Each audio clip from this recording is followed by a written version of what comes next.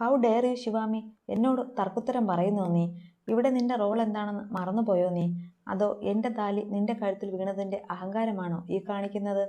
വൈഭവ് അവൾക്കടുത്തേക്ക് വന്ന് അവളുടെ കയ്യിൽ പിടിച്ചു വലിച്ച് എഴുന്നേൽപ്പിച്ചു. വിടടാ എന്നെ. ശിവ അവൻ്റെ കൈ തട്ടി മാറ്റി. ഒന്നും മറന്നിട്ടില്ല മിസ്റ്റർ വൈഭവ്.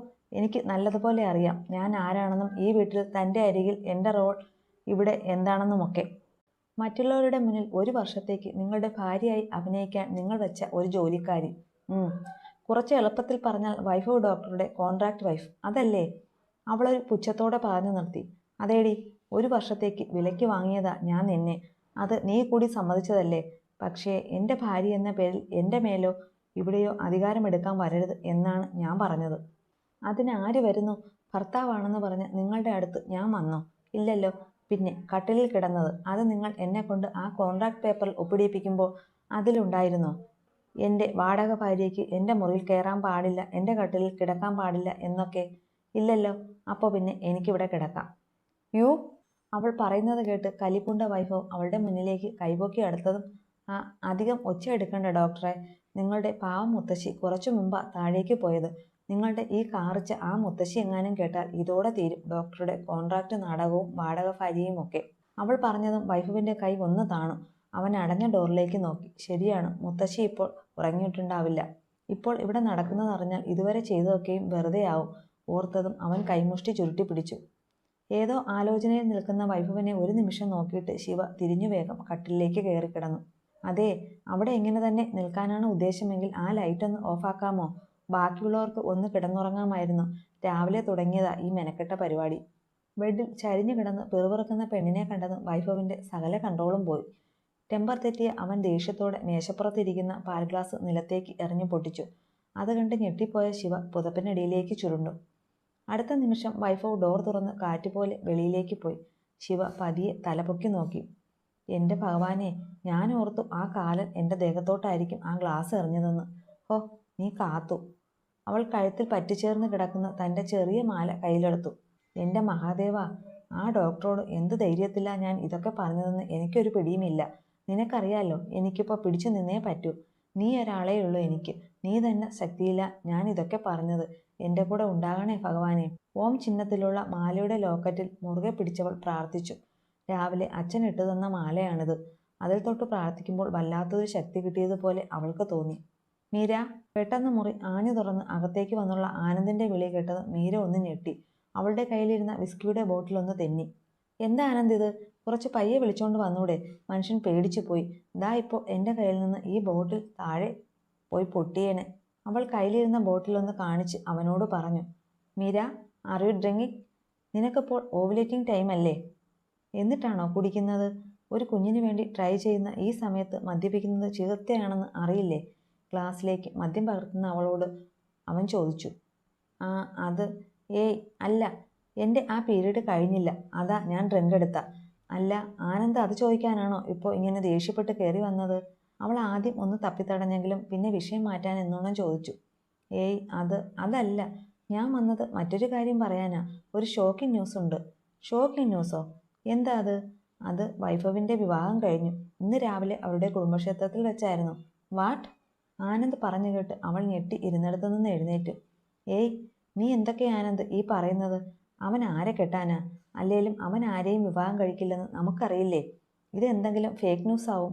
മീര പറഞ്ഞതും ആനന്ദ് അവൻ്റെ ഫോൺ എടുത്ത് അവൾക്ക് നേരെ നീട്ടി. അതിൽ ഫോട്ടോ കണ്ട് മീരയുടെ കണ്ണ് തള്ളിപ്പോയി.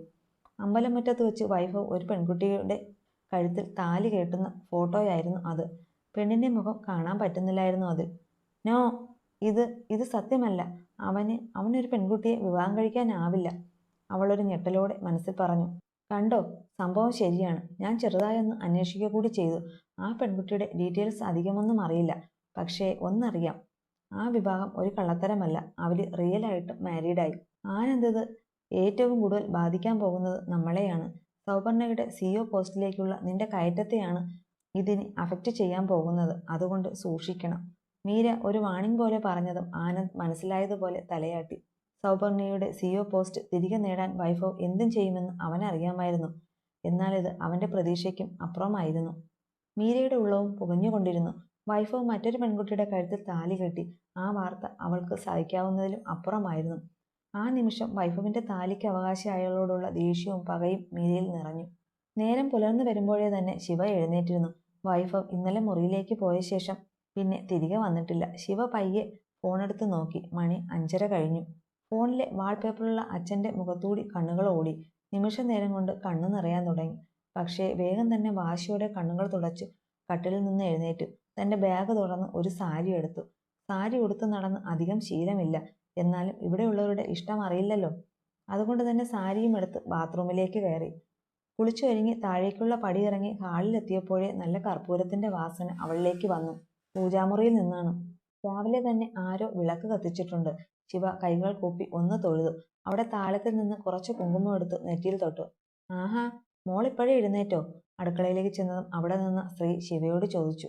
ഞാൻ നേരത്തെ എഴുന്നേൽക്കും. പിന്നെ ഇന്നലെ രാത്രി എനിക്ക് തീരെ ഉറക്കം വന്നില്ല. അത് വീട് മാറി കിടന്നതുകൊണ്ടാവും മോളെ. സാരമില്ല, 2-3 ദിവസം കഴിയുമ്പോൾ മാറിക്കോളും. അല്ല, മോൾക്ക് എന്നെ മനസ്സിലായോ? അവർ ചോദിച്ചതും ശിവ ഒരു ചിരിയോടെ ഇല്ലെന്ന് തലയാട്ടി. ഞാൻ സീത. ഇവിടെ അടുക്കളയിലെ ഓളിനോളാണ് ഞാൻ. പിന്നെ വെളിയിലും പറമ്പിലുമൊക്കെ വേറെ ജോലിക്കാരുണ്ട്. എനിക്ക് അകത്തെ കാര്യങ്ങൾ നോക്കിയാൽ മതി. അവർ ഒരു ചിരിയോടെ ശിവയോട് പറഞ്ഞുകൊണ്ട് അവളുടെ കയ്യിലേക്ക് ഒരു കപ്പ് ചായ വെച്ചു കൊടുത്തു. സീത അവളോട് ഓരോന്ന് പറയാൻ തുടങ്ങി. ഭർത്താവ് മരിച്ചതാണെന്നും 16 വർഷമായി ഇവിടെ ജോലിക്ക് നിൽക്കുന്നതും എന്നൊക്കെ. അവൾ അതെല്ലാം ഒരു ചിരിയോടെ കേട്ടുകൊണ്ട് നിന്നു. ഇവിടെ എല്ലാവരും എഴുന്നേറ്റ് വരുമ്പോൾ വൈകും. മോൾക്ക് എങ്ങനെയാ, നേരത്തെ എഴുന്നേറ്റ് ശീലമുണ്ടോ? ഉണ്ട് ചേച്ചി. അവിടെ വീട്ടിൽ നേരത്തെ എഴുന്നേൽക്കും. അല്ല സീതേച്ചി, അപ്പോ ഇവിടെ രാവിലെ പൂജാമുറി വിളക്ക് വെച്ചതാരാ? അത് ഭാമിക കുഞ്ഞാ ഈ വീട്ടിൽ ആദ്യം എഴുന്നേൽക്കുന്നത്. രാവിലെ കുളി കഴിഞ്ഞു വന്ന് പൂജാമുറിയിൽ വിളക്ക് വെച്ച് നേരെ അടുക്കളയിൽ വന്ന് ഒരു ചായ ഇടും. പിന്നെ അതുമായി മുറിയിലേക്ക് പോവും. പിന്നെ കുറച്ചു കഴിഞ്ഞ് തിരികെ വന്ന് രാവിലത്തേക്കുള്ള കാര്യങ്ങളൊക്കെ ചെയ്യാൻ തുടങ്ങും. കയ്യിലിരുന്ന ചായ ചുണ്ടിലേക്ക് മുട്ടിച്ച് സീത പറയുന്നത് ശ്രദ്ധയോടെ കേട്ടുകൊണ്ടിരുന്നു ശിവ. ഭാമിക, അങ്ങനെയൊരാളെ താൻ ഇതുവരെ കണ്ടില്ലല്ലോ എന്നവൾ ഓർത്തു. ആരാ ചേച്ചി ഭാമിക? ആ, മോള് രാവിലെ തന്നെ എഴുന്നേറ്റോ? ശിവ സീതയോട് ചോദിക്കാൻ തുടങ്ങിയതും മുത്തശ്ശി അടുക്കളയിലേക്ക് വന്നതും ഒരുമിച്ചായിരുന്നു.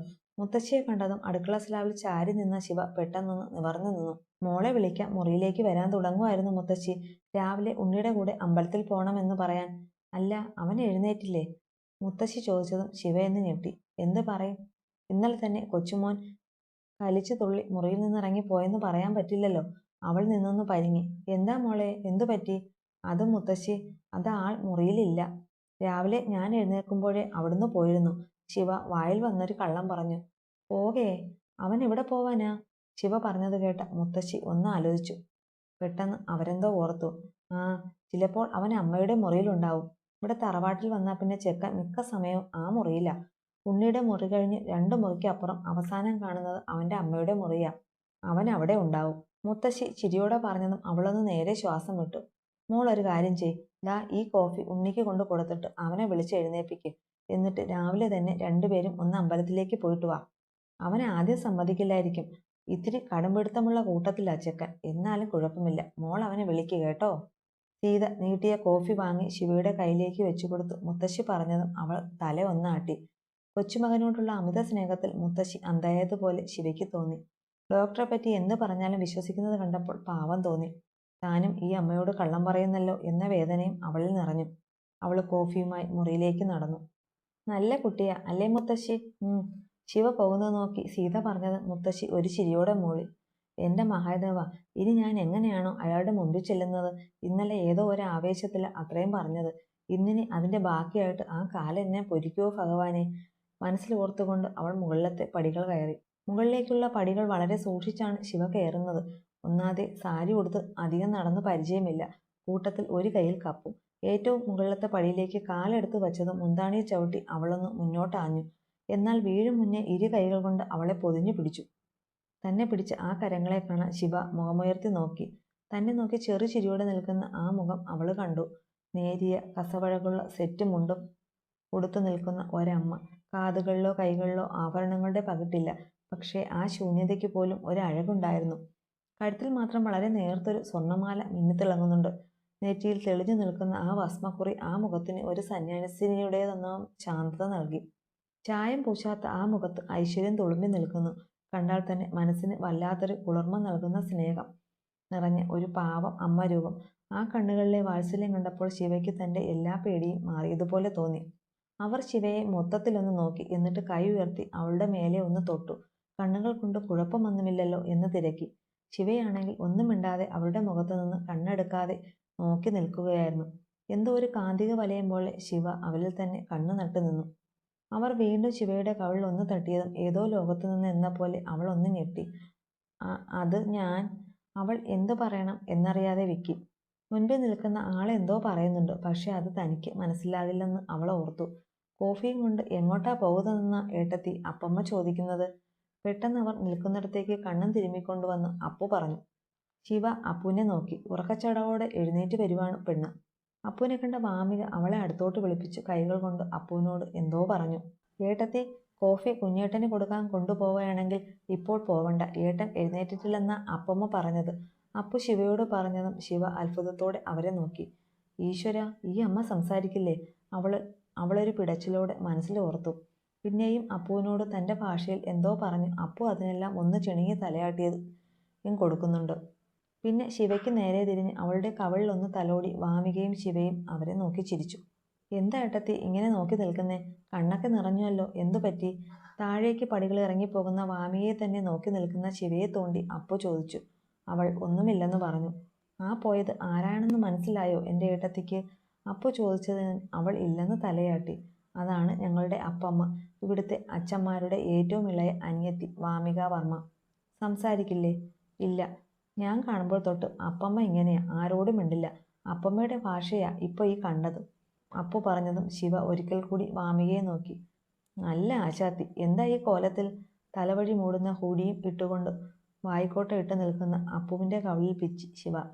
ഓ, എനിക്കിപ്പോൾ ട്യൂഷനുണ്ട്. ഇപ്പോൾ കുറച്ച് ദിവസം ഓൺലൈനാ. കണക്കിന് ഞാൻ വീക്കാ ഏട്ടത്തി. അതിന് കുഞ്ഞേട്ടൻ പറഞ്ഞു വെപ്പിച്ചതാ.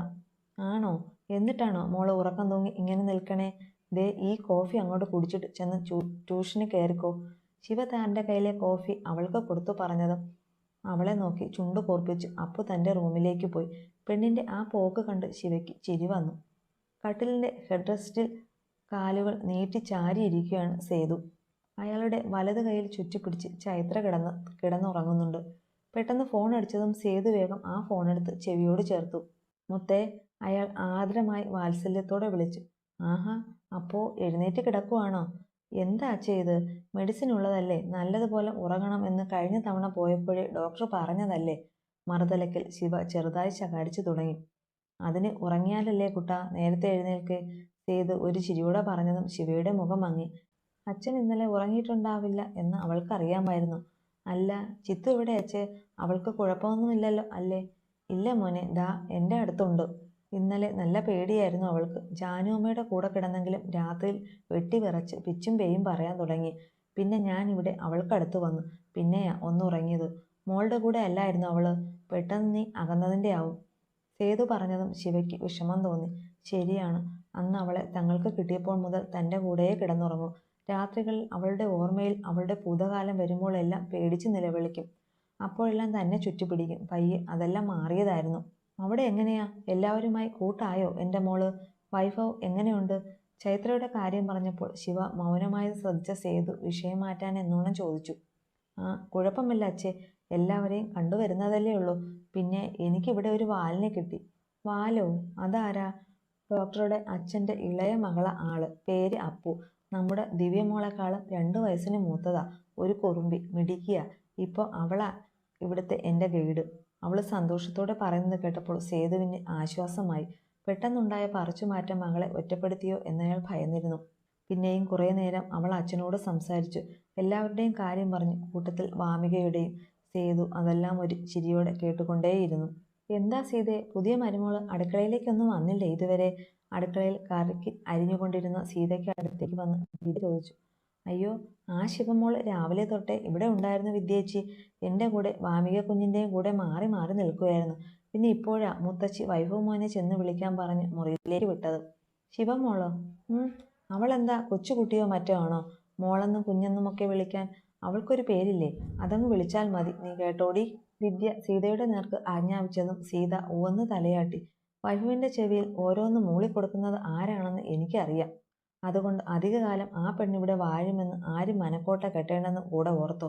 സീതയ്ക്ക് അടുത്ത് നിന്ന വാമികയെ നോക്കി അത് പറഞ്ഞ് വിദ്യ അടുക്കളയിൽ നിന്നും ഇറങ്ങിപ്പോയി. ചേച്ചി പറഞ്ഞത് തന്നോടാണെന്ന് വാമികയ്ക്ക് മനസ്സിലായിരുന്നു. പിന്നെ ചേച്ചിയുടെ കുത്തുവാക്കുകൾ തനിക്ക് പുതുമയൊന്നും അല്ലാത്തതുകൊണ്ട് വാമിക അത് കാര്യമാക്കി എടുത്തില്ല.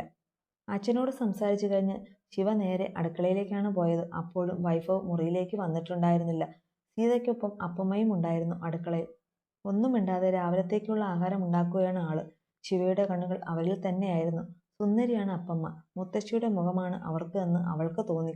മാമികയെ തന്നെ അങ്ങനെ നോക്കി നിൽക്കുമ്പോഴാണ് മുത്തശ്ശി വന്ന് വൈഭവിനെ കഴിക്കാൻ വിളിക്കാൻ പറഞ്ഞത്. മുറിയിലെത്തിയ ശിവ പതിയെ ഒന്ന് ചുറ്റും നോക്കി. ഇന്നലെ വൈഭവിനോട് അങ്ങനെയൊക്കെ പറഞ്ഞെങ്കിലും ഉള്ളിലെ അവനോടൊരു പേടി അവൾക്കുണ്ട്. ഇനി ഇതുവരെ അപ്പുറത്തെ മുറിയിൽ നിന്ന് വന്നില്ലേ ആവോ? അവനവിടെ കാണാതെ അവൾ പറഞ്ഞു. അപ്പോഴാണ് ബാത്റൂമിലെ ഡോർ തുറന്ന് അവൻ പുറത്തേക്ക് വന്നത്. ഒരു പാൻറ് മാത്രം ധരിച്ച് ടർക്കി കൊണ്ട് തലയും തുവർത്തി ഇറങ്ങി വന്ന അവനെ കണ്ട് അവൾ അവിടെ തന്നെ ഒന്ന് നിന്നുപോയി. വെള്ളത്തുള്ളികൾ വീണ് കിടക്കുന്ന അവൻ്റെ വടിവത്ത ഉദരപേശികളിൽ അവളുടെ കണ്ണുകൾ ഒരു നിമിഷം തങ്ങി നിന്നു. ഡി! പെട്ടെന്ന് അവൻ്റെ ശബ്ദമുയർന്നതും അവൾ ഞെട്ടി നോക്കി. എന്തോ നോക്കി നിൽക്കുവാടി? അത് ഞാനൊന്നും നോക്കിയില്ല. നിങ്ങളെ കഴിക്കാൻ വിളിക്കാൻ വന്നതാ, അവളൊന്ന് വിക്കിക്കൊണ്ട് പറഞ്ഞു. എനിക്ക് കഴിക്കാൻ തോന്നുമ്പോൾ ഞാൻ വന്നോളാം. അതിന് വിളിക്കാനായിട്ട് നീ എൻ്റെ അടുത്തോട്ടൊന്നും കെട്ടിയെടുക്കണമെന്നില്ല. മനസ്സിലായോ? മനസ്സിലായി. പിന്നെ എനിക്കും വലിയ താല്പര്യമുള്ളത് കൊണ്ടല്ല ഞാൻ വന്നേ. നിങ്ങളുടെ മുത്തശ്ശിയാ പറഞ്ഞത് തന്നെ വിളിച്ചുകൊണ്ട് വരാൻ. അതുകൊണ്ട് വന്നതാ. തനിക്ക് ഇഷ്ടമുള്ളപ്പോൾ താൻ വന്നാൽ മതി, പോരെ? ദേഷ്യത്തിൽ പറഞ്ഞുകൊണ്ട് അവൾ പോകാനായി തിരിഞ്ഞതും വൈഭവ് അവളുടെ കൈകളിൽ പിടുത്തമിട്ടിരുന്നു. പെണ്ണൊന്ന് തിരിഞ്ഞു നോക്കിയതും അടുത്ത നിമിഷം അവൻ അവളെ വലിച്ചു ഭിത്തിയിലേക്ക് ചേർത്ത് നിർത്തി. അവനും അവൾക്ക് നേരെ ചേർന്ന് നിന്നു. പെട്ടെന്ന് അവൻ്റെ പ്രവൃത്തിയിൽ പകച്ചുപോയ ശിവ അവനെ കണ്ണും തള്ളി നോക്കി നിന്നു.